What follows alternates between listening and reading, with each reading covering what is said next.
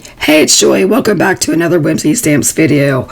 Today I've got a haunted mansion inspired card. We're going to start out by using the wood grain background stamp, and I am inking that up with Hickory Smoke Distress Oxide ink. You could use whatever you want. I chose an oxide because they're chalkier.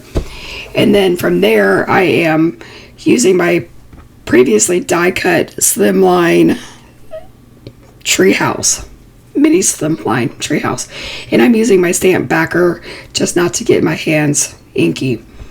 Now I'm taking my trimmer and I line up the part that I want to cut straight with the bar, and then I scoot it down all the way to the end of the trimmer, and that's how I get my straight lines. You see here on screen that I am using the magic mushrooms, and I'm going to demonstrate those first.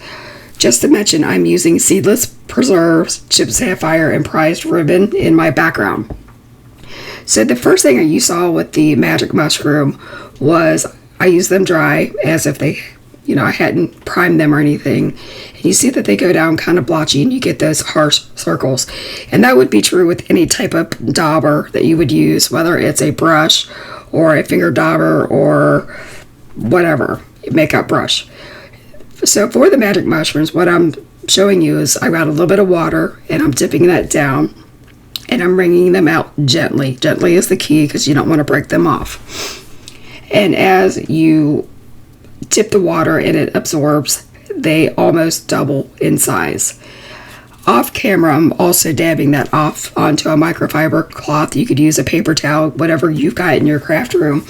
But you do see those ridges? That's where you're starting to see where it's starting to expand. And once you get those ridges, you're going to want to submerge them again so it soaks up even more water. And then you wring them out again, very gentle, so that you don't break them off. You don't want to twist them. And here I've got the blue and the purple, and I showed you what the original size was. Here's where the magic in the magic mushroom happened. When you swirl them in your ink, you don't have to use a lot of ink, and look how smooth that goes down. So you're not only getting a very smooth blend, but you're using less ink, so you're getting more bang for your buck. So I'm just showing you the difference. We're going to move into the background here in a minute, but I just really wanted you to see how the magic mushrooms work versus some of the other daubers and makeup sponges that are out on the market. These are available in the Whimsy shop. These are by Local King rubber stamps, but you can find all of that linked in the description box below. Now I am speeding this up, so for my first part of my inking, I am using prized ribbon distress ink, and I am using both a blending technique and a pouncing method. You can use either one with this sponge in particular. And so once I get a nice blend on this, I move forward. With any type of blending, I always tell you guys to go back and at least do it 2 times. I didn't do that here in this video because we're going to make more layers on our background.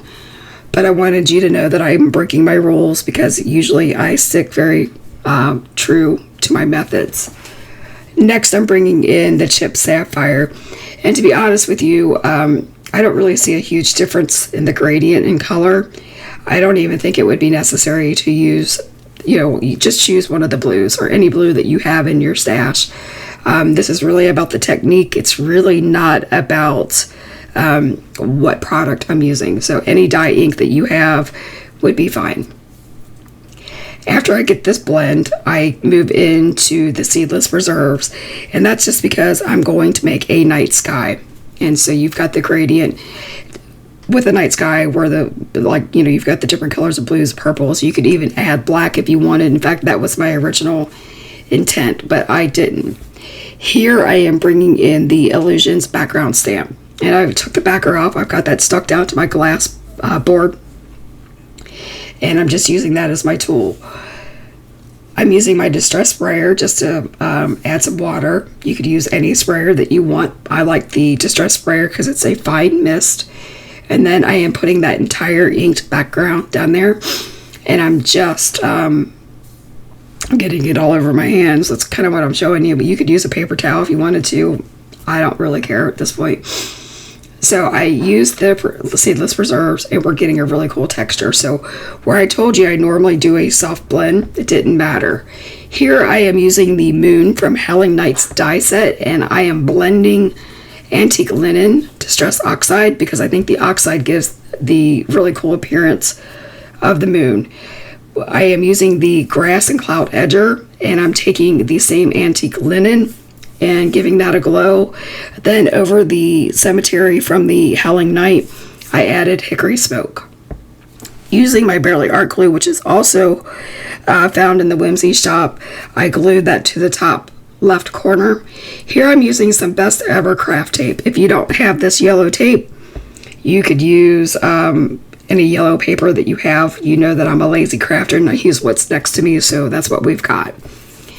Here I'm using my glue again. You could use dry adhesive if you want, double backed. You're just putting that down on to the page. Get it down. Get it down and dirty. Let's get it done. From here, I am going to bring in the grass that we cut from the grass and cloud edger. I did pop that up on foam tape, and I'm putting that towards the bottom. This one I am putting flush with the bottom, and then for the cemetery portion of the Howling Nights die, I only put the foam tape where I had the most surface, and as per my usual, I used my glue so that I had a little bit of wiggle room. That just seems to help me, and I made sure to line up where I wanted. But now you see that with the antique linen hillside, it looks like it's glowing. And then using my guillotine trimmer, I am just lopping off those edges so that we've got straight edges from where I had left the moon overhanging and the cemetery overhanging. There's that. Now I am using the 3 different ghosts from the Boo die set, and I'm just placing those around. I use kind of the smaller ghost because we've got such a small scene. If you wanted a bigger scene, obviously make a mini slimline or a slimline card, but I'm an A2 kind of girl. I think you guys kind of know that by now. So you could pop these up. You know that's my jam, but today I didn't because I did pop up the Boo. Now I lost some footage of that, but I just used some thin pieces of foam tape, and I am putting the Boo down at the bottom, kind of cattywampus, along the hillside. I think maybe I'm jumping ahead here a little bit. No, I put that onto a black panel, which I didn't show as well. Here I am using some blue to black shifting gems, just putting those kind of in a triangular, you know, our power threes that we always talk about. And I just do that to add some shimmer and shine. I think it turned out super cool. I added that to a card base. Here are the final looks at my card, zooming in and out. Thank you so much for hanging out with us here at Whimsy. We really do appreciate all of the time that you spend with us. And until next time, keep crafting, friends. Bye-bye.